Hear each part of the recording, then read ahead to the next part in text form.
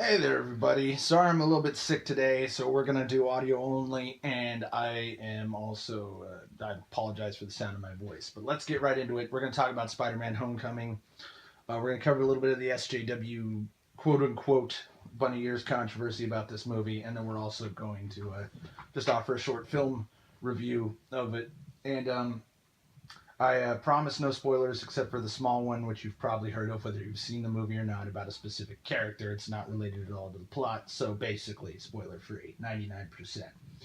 So, the SJW controversy, yes, there are some SJW propaganda moments in this film. Thankfully, they're not plot related, they're not character related, they are jarring, almost fourth wall breaking, very immersion breaking quips offered by extras. There's a particular offensive scene relating to the Washington Monument, where somebody's all going like, "Hey, the Washington Monument wasn't built by slaves," and then somebody else goes, "It kind of was."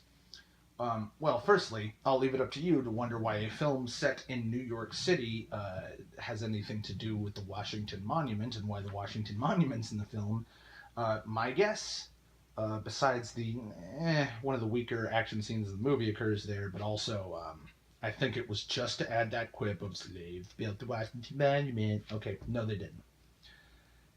Here's how it works. Okay, slaves, as I've said before, uh, picked cotton. They did servant stuff, manual labor, and agricultural work. They were not taught artisan trades like building giant fucking stone obelisks. Slaves weren't taught to read. Okay, you don't teach a slave an expensive and crazy trade class like fucking brickwork or whatever the fuck masonry built that.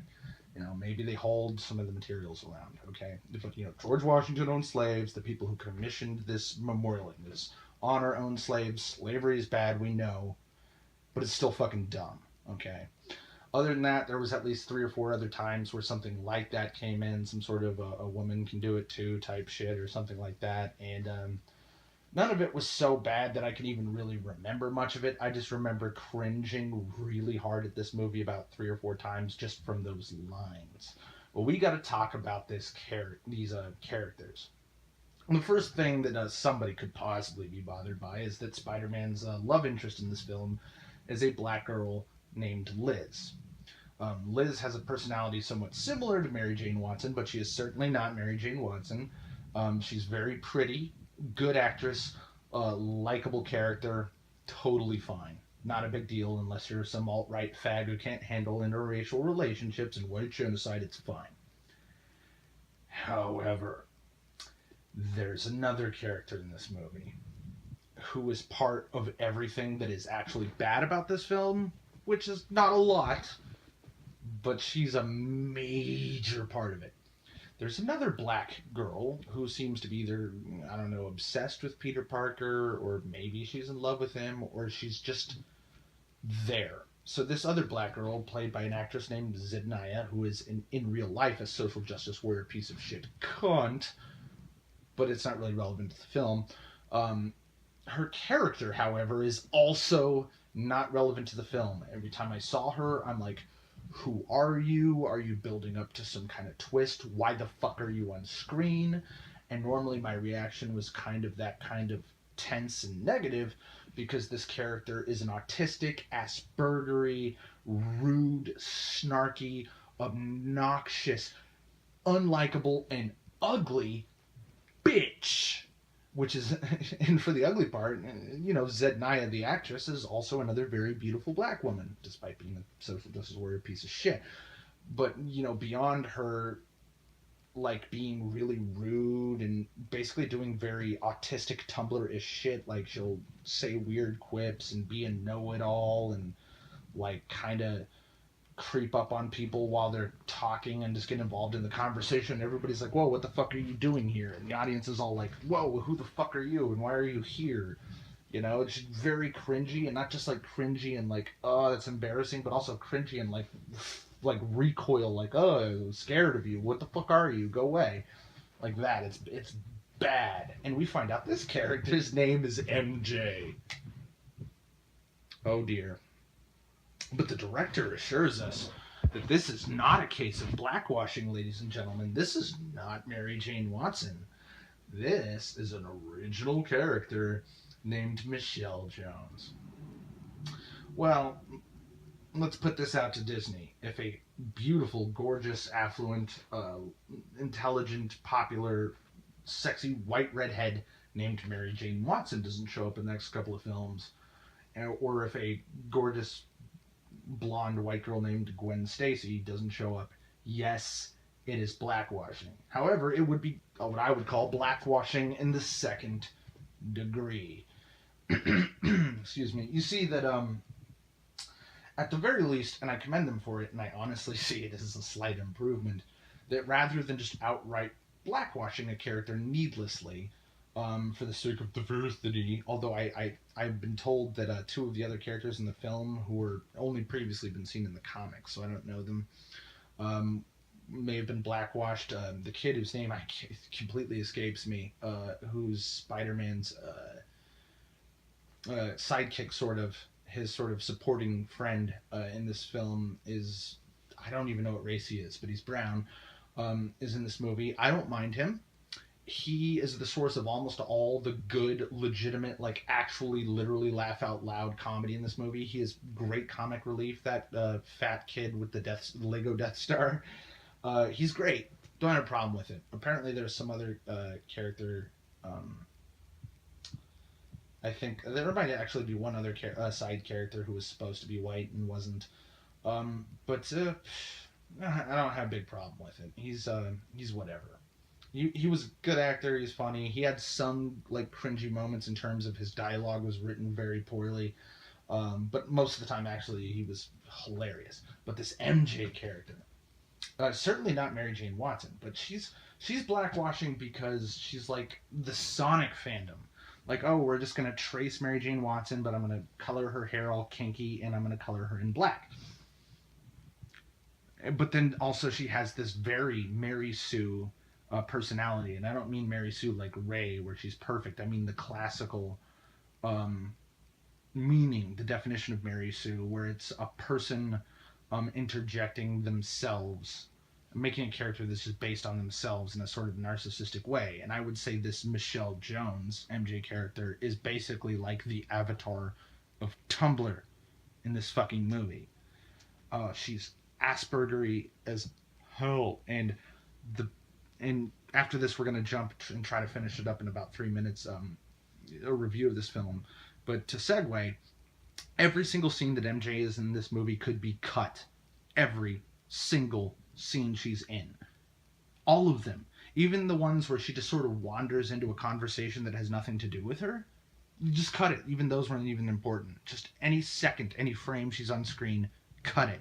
And it would be good for this film, because if there's any category of this film that I would give an F, just a fucking red X to, is the editing of this movie is fucking atrocious. The pacing is horrible. The spacing of action, love, romance to, like without the suit on to with the suit on type stuff. The beginning of this movie is way too long. There's parts in the middle that just drag. This movie is 2 hours and 15 minutes, and it feels like 3 hours and 15 minutes, and it is really bad. The editing is garbage. If they offered a Razzie for worst editing, Spider-Man Homecoming. But I gotta say, actually, the action editing, there was thankfully not too much shaky cam or rapid cutting. It did actually hurt some of the action movie scenes where there's some great Titanic set pieces that were mind-blowing, and A-rate special effects, phenomenal CGI, super fucking like LucasArts Industrial Light and Magic level good. But sometimes the editing was a little too choppy, and the cinematography was too tight. Like, if you're gonna fight on this big, dangerous thing that I don't want to spoil even what the thing they're fighting on is, then why is almost every shot like a super zoomed in tight angle on Michael Keaton's character or on Spider-Man? It hurt the scene, but there was very little nitpicks I had from that film snob way. Most of the acting was fine. Tom Holland did a absolutely phenomenal job as Spider-Man and Peter Parker. He is the truest to the comics and the best acted Spider-Man to date. He is phenomenal. Um, he still had some bad moments and bad line delivery, but I think a lot of it had to do with some of the dialogue written for them was very obviously written by out of touch adults trying to write for woke teenagers. There was some cringe moments just in that. But the special effects, great. Acting, great. One of the things that was going to bother a bunch of people is how Tony Stark is shoehorned into this movie as Peter Parker's mentor. No. I wouldn't say this is really a spoiler, but people think that like it was Iron Man stealing Spider-Man's thunder from like a cynical film, like making the film point of view. No. In this film, Tony Stark is a douche, but in a douche in the way his character is supposed to be, and he is a very bad, piss poor mentor, the worst Yoda ever for Peter Parker. He's terrible. He's very bad, as you would expect Tony Stark to be trying to mentor somebody, which means he's basically absent, doesn't give the kid good advice, punishes the kid when he shouldn't, praises the kid when he shouldn't. Worst mentor ever, but he does bail Spider-Man out of a few spots and makes him look bad. However, that sort of overarching the character arc for Spider-Man in this movie is that he learns to handle shit on his own and trust his own instincts and to not worship Tony Stark and to be always begging Tony Stark's permission for things and his assistance for things, because Tony Stark was bad about doing all that shit for him. So he matured on his own despite Tony Stark, not because Tony Stark dragged him kicking and screaming into excellence. So no, the people who condemn Robert Downey Jr.'s inclusion in this movie are fucking stupid. He's not in the movie for very long. All his scenes are very good and of course well acted. I mean, tiniest bit phoned in, maybe if only because he's not really in the film for hardly but a dozen minutes at best. I don't even think he's in it for that long. But it's good. He's good. The character interaction between him and Tom Holland, Peter Parker, is good. It's all good. This is really ultimately a B+ movie. The action is tremendous. Some of the big action set pieces are I won't want to say campy. They're cheesy. They're cliche. They do the Jesus moment, just like the Jesus moment in Spider-Man 2, the Jesus moment in all the Superman movies. That I'm sacrificing myself for the good of the people thing. And when they copy that and they execute it very badly, and it was a bad thing for the movie. But that's a film snob nitpick. That's something that's like Mr. Plinkett would say, "You didn't notice it, but your brain noticed that was bad." But no, dude, this is a B+ movie, and do not. If you're one of those people who wants to say this movie's A+ because you loved it, I want to assure you that I also loved this movie.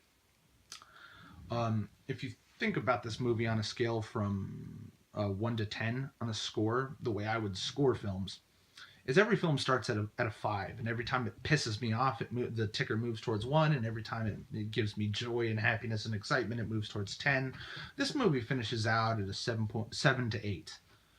And that's a high score because there is a lot of Marvel movies that I would score much lower than that. I don't really count Guardians of the Galaxy as superhero shit. It's a comedy, I think, so I don't really count it, although I would rate it as high as any of the other Marvel comic book movies. But nah, dude, this is up there like close to the Avengers. It's a legitimately hilarious movie with phenomenal action and likable characters, and I cared all the way through. So it's better than most of the Thor movies. It's better than half of the Captain American movies. It's better than Iron Man 2 and 3. It's a good movie. Very good. So please don't be mad if I give this movie a B. Okay, that's a pretty damn high rating for a fucking superhero movie. And I'm actually really sad that this movie's not getting as many ticket sales as it should, but that's because reboot fatigue. It's the billionth Spider-Man movie in the decade. It's or the last 20 years. It's and it's superhero fatigue. I am fatigued of superhero movies, and I love this movie. So it's really good. I recommend it. And the SJW stuff does not drag it down very much. And that MJ shit is blackwashing in the second degree, at least.